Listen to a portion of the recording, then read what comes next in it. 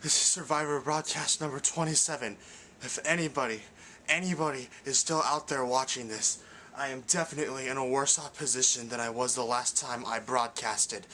Progress in the fight against the undead has been slow, and although I have been given updates from numerous people that the Fireflies have a greater understanding of these terrible creatures, they are nowhere closer to developing the cure that they promised they would. Right now, Shit!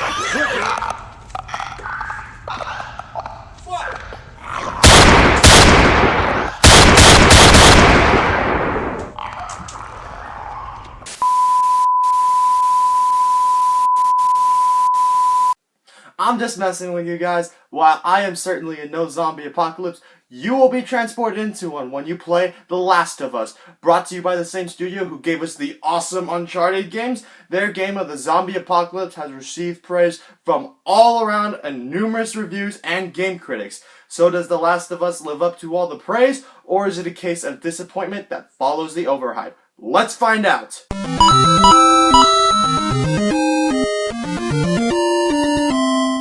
During this review, I will try to mention as little about the story as possible, but to talk about the key elements of the game, there will be some minor spoilers, so just a heads up, guys. The Last of Us takes place 20 years after the outbreak of zombies first started, and right off the bat, the way that this zombie apocalypse came about is certainly unique when pitted against other games of the same genre. Unlike other zombie games, where simply zombies are people infected with some virus, which causes them to die, reanimate, and then be feral towards other humans to infect them as well, the zombies in The Last of Us actually came about because of a fungal infection. In fact, there are certain funguses which exist today, which can actually take control of insects through their brain, which causes them to act hostile to other creatures around them. From a scientific viewpoint, a fungus that evolves to infect and take over humans would be the most plausible reason for a zombie outbreak today. Players will find themselves taking control of Joel, the main character in the game. Joel works as a cold-hearted black market smuggler working inside a government-controlled quarantine zone. The game starts out when Joel and fellow smuggler Tess are searching for their stolen weapons cache. After discovering that their weapons have already been sold, they find out it has been sold to Marlene, the leader of an anti-government group called the Fireflies. The goal of the Fireflies is to reverse martial law, which has taken place in these quarantine zones, to restore the branches of normal government, and to hopefully discover a cure. Joel and Tess make a deal with Marlene that if they deliver Ellie, a 14-year-old girl who is actually immune to the fungus, to a Firefly-controlled research zone, they will receive their weapons along with some payment back. The game takes place over 1 year, where Joel travels with Ellie. The strongest parts of The Last of Us definitely lies in its character development. As players progress through the game, they will find that the growing bond between Joel and Ellie is done extremely well. From the simple interactions they have with one another. Oh, I'm sure your friend will be missing this tonight. Light on the reading, but it's got some interesting photos. Now, Ellie, that ain't for kids. Whoa! How the hell would he even walk around with that thing? Get rid of that. Well, hold your horses. I want to see what all the fuss is about. Oh, why are these all stuck together? To the cutscenes where they talk about something a little bit more serious.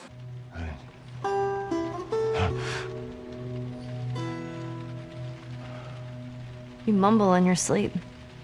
I hate bad dreams. Yeah, me too. Or to simply saving one another from a close call with a zombie, watching this bond grow between these two characters is truly one of the best parts of the game. To me, it was reminiscent of the character development that grew between Booker DeWitt and Elizabeth from BioShock Infinite. That's not to say that the other characters that they meet are not as likable, which goes into another fact that it is easy to get attached to and care about the characters in The Last of Us, even the side ones that they meet along their journey that have their place in the story as well. Let's talk about gameplay. The actual gameplay in The Last of Us is something which definitely needs to be praised. As the game is survival based, scavenging for supplies and ammunition is a huge part, and is necessary if you want to be able to do things such as crafting medkits to heal yourself, shivs to use for stealthier kills, or to upgrade the amount of times you can use a melee weapon. Scavenging for parts also lets you be able to upgrade your weapons when you reach certain locations called workbenches. At workbenches, this is where you can use the parts you found to upgrade many aspects of your weapons. For example, how many rounds a gun can hold, or the capability to attach a scope to your hunting rifle. Switching guns during combat is also another aspect which is done well in The Last of Us. Unlike other games where you will always, be able to readily switch between your weapons in a minorly quick fashion, you actually have to find cover and so that you can pull out your backpack, reach into it, and pull out the gun that you need. This is, of course, if you choose not to craft extra holsters for your weapons. There is also this neat ability that Joel has as well, where he can focus his hearing so you can essentially see any enemies through walls, so you can plan your moves around them a little bit more carefully. As far as combat, what I love about the combat in The Last of Us is that the game actually encourages players to be wary, careful, and to utilize stealth. While you could go guns blazing like the Heavy from Team Fortress 2, most of the time it isn't a very good idea. Around the landscape, there are random objects which can be picked up and used as a melee weapon in a cinch. There are also bricks and bottles which lie about as well, which can be thrown to cause a distraction among human and undead enemies. As far as the actual guns themselves, they are pretty satisfying to use, and are even more so when you score that perfect headshot. However, if you find yourself surrounded by a group of undead, the tension that the game gives off when you have to reload is fantastic. If you're really in a tight corner though, you can resort to punching. Yes, punching. You can actually just beat people and certain zombies to death if you really need to. I wouldn't recommend doing this often though, because you will lose health very quickly. Throughout the game, there are several heart-pounding and adrenaline-filled moments. One of these, for example, being when Joel is hanging upside down after accidentally activating the trap, and him needing to fight zombies off in this somewhat helpless state.